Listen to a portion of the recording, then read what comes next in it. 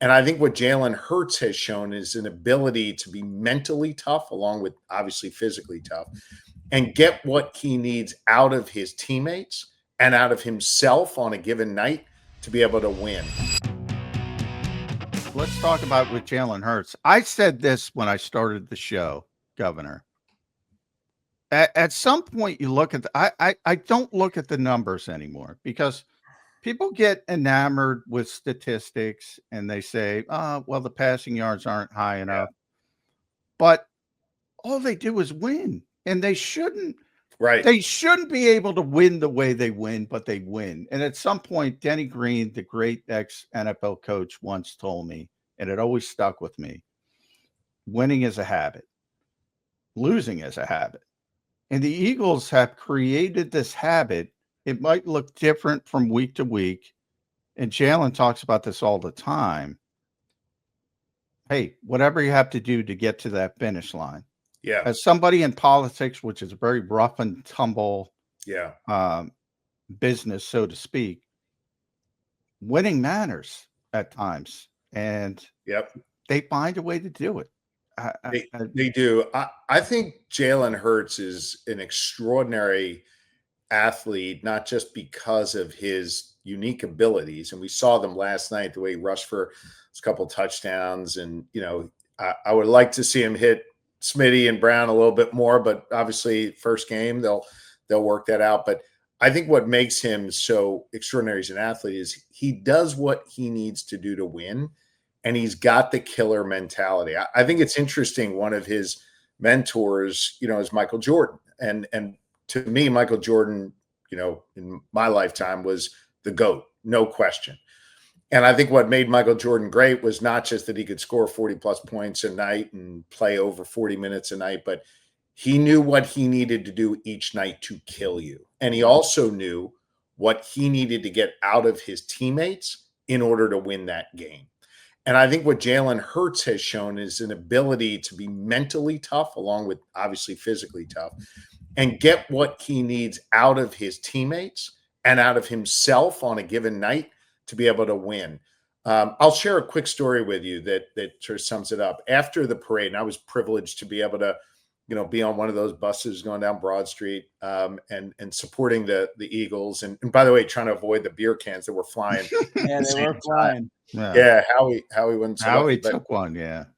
When we got to the back of the art museum and the players were getting assembled to go out there, and again, I was just privileged to be there with them as the governor of this great Commonwealth. I saw Jalen Hurts sitting by himself. Obviously, not because he didn't have friends or didn't have people that wanted to talk to him. He was sitting by himself. I went over to talk to him. He invited me over to chat with him, and he was focused mentally on certain things that he wanted to be ready for, that he wanted to be prepared for, that he wanted to think about. He was already thinking about the next one. That is what distinguishes a really good athlete from a great athlete. A winner like Jalen Hurts from someone who's got a lot of skills, but doesn't know how to win the big game. So, you know, I've actually been offended that they haven't had Jalen Hurts on the top, whatever, you know, those top lists where they have other quarterbacks on there. This guy's got the mental toughness to be able to win. He stays focused all year round. He's hungry to win. He's got that MJ, you know, killer instinct, and I just love it. And I think he's just pure Philly. He just wants to win. It's the it factor, Governor. He has it, no doubt about it. Governor, as you just mentioned, we're coming off a year where we paraded down Broad Street. The first iteration of the 2025 Eagles was last night. Just a macro. What'd you think of the game? What'd you think of the team's performance in the game? And do you feel like this team has a chance to go and have another parade down Broad Street this year? Yeah, I mean, look, there's no question how he's put him in a position to win. He's got the players out there. They know what they need to do. We lost some big pieces from last year. I think that's real. Look, I didn't love our situation at cornerback. We got to figure out that second cornerback. I think we also got to figure out how to get A.J. Brown and Devonta Smith and even Goddard the ball more. I think Goddard got the first play, if I remember, and then didn't sort of get a ton more after that. Saquon on the stat sheet only had, I think it was like 60 some yards, but look, that guy's best in the NFL. No question. not worried about He ran him. hard too. That's what I liked about the yard. did. He ran hard. He did. And I thought it was effective for the most part. Not splashy, but effective. I thought so too. But I mean, look, CeeDee Lamb's a good, really good receiver, but not the best we're going to face. You got to be able to shut that down. And so I'm a little worried about cornerback and look, Howie coaching staff, they'll figure it out. So I'm not panicked at all. They did what they had to do.